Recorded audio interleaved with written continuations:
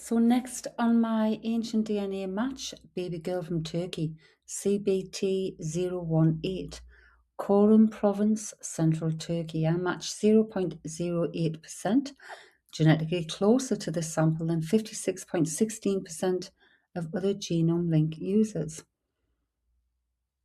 The CBT018 is a sample from a late Neolithic, early Chalcolithic female infant buried in a pit grave, excavated at the archaeological site, I can't pronounce that, located in the Boyukaya rock massif in the Corum province of central Turkey. The small Neolithic village was situated on the top of the Boyukaya plateau. Radiocarbon dating placed her skeletal remains in the second quarter of the 6th millennia BCE. DNA extraction was performed from her petrous bone.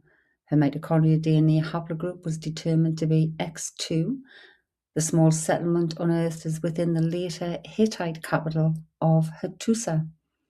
The village was made probably of wooden houses with storage pits and hearths. The child was inhumed beneath the floor near one of these hearths, being an example of intramural burial. The pottery is typical of late Neolithic North Anatolia. The site revealed a few sickle blades made of flint and heavy stone pounders. However, the inhabitants relied on herding goats, sheep, and cattle. Although their ceramic pottery shows similarities to the later Chalcolithic cultures, it also represents a unique entity. Decoration of shred pieces being made by a stab and drag technology. The Neolithization process began independently in three Near Eastern centers: the Levant, Iranian Zagros Mountains, and Anatolia, where local hunter-gatherers independently adopted settled farm and life subsistence without any significant proof of gene flow among the three regions.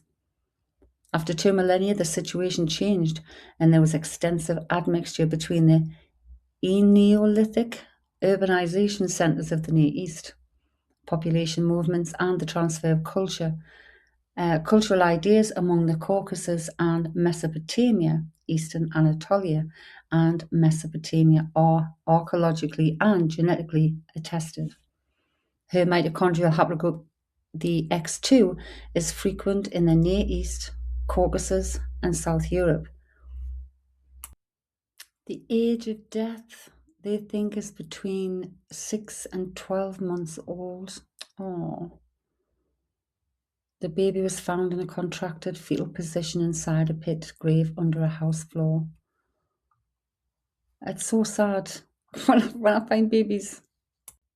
The exact cause of death for the infant is scientifically unknown because her skeleton has survived for 7,500 years.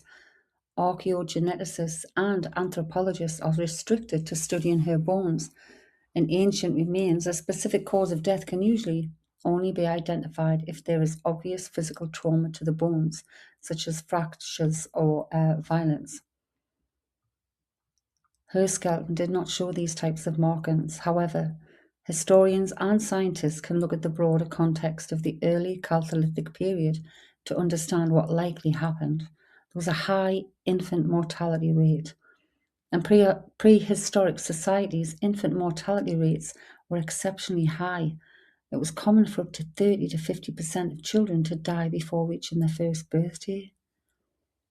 Susceptibility to disease. At 6 to 12 months old, an infant's immune system is highly vulnerable.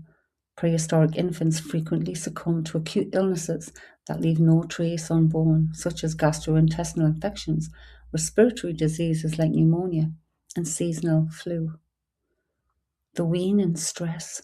This age range also aligns with the period when ancient mothers typically began introducing solid foods alongside breast milk. The transition away from the sterile protection of breast milk often exposed prehistoric infants to foodborne pathogens, and nutritional deficiencies make it the most dangerous phase of early childhood.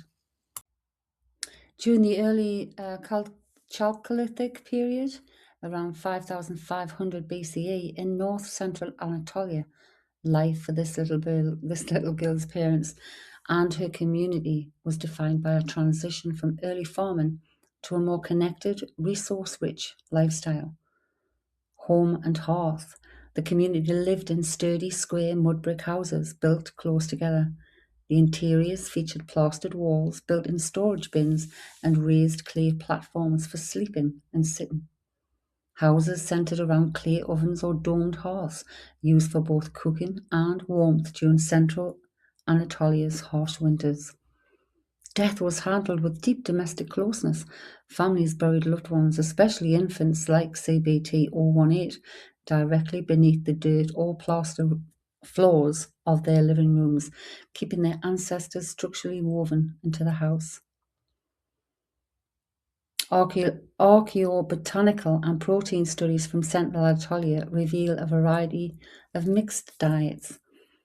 The community relied heavily on cereal farming, growing emmer wheat and barley, also cultivating nutrient-dense legumes like lentils, chickpeas, and bitter vetch.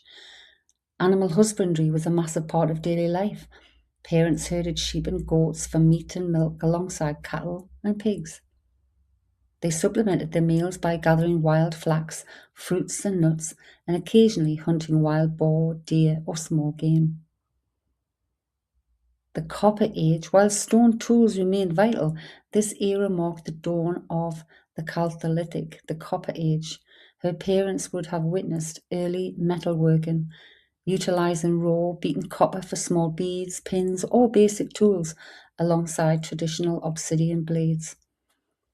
Women and men spent hours crafting distinct heavy pottery, often decorated with stab and drag geometric patterns. They also wore stone bracelets and woven garments made from flax or animal hair. Skeletal records from Anatolian sites show that men and women had remarkably identical diets and workloads, suggesting a highly egalitarian society without rigid hierarchies. Landmark ancient DNA studies from nearby central Anatolia populations suggest these communities were often female-centered. Women frequently stayed in their maternal family homes, while men moved into their brides' households upon marriage, with female lineages forming the backbone of the community. So again, this DNA test for the matches is done autosomal, which means it takes in all of my DNA, which relates to mother and father and grandmothers, great-grandmothers, etc., fathers. So a 0.8% match means you share a small segment of identical DNA with this 7,500-year-old infant, indicating a distant ancestral connection. You and CBT018 share segments of DNA that are identical by descent. Over 7,500 years, DNA breaks apart and recombines with every generation. An 0.08% match is a tiny fragment of DNA that's managed to survive completely intact through thousands of generations. So how my maternal line relates to my autosomal match. Your DNA profile connects to CBT018 in two different ways. Autosomally, the 0.08% match, through your mother's father, your father's side, or other mixed branches of your family tree. You inherited a physical chromosome segment that dates back to CBT018's specific community. Maternally, your J1C3 line, your unbroken mother-to-mother line goes back to a woman who was a peer of CBT018's people. While the maternal line was X2 for that person, women with mine J1C3 marker were living right alongside X2 individuals in prehistoric Anatolia. They farmed the same land, shared the same villages, and intermarried with the same Anatolian population. Essentially, you have a double connection to this ancient infant. You carry a piece of her community's general DNA, your match, and your direct maternal clock. J1C3 was ticking in the exact same region during the exact same thousands of years. And next on my DNA match, Western Siberia huntress. Identification I-1960, Ishim, Tyumen Oblast, Russia, 0.08% DNA match, genetically closer to this sample than 63.83% of other genome link users.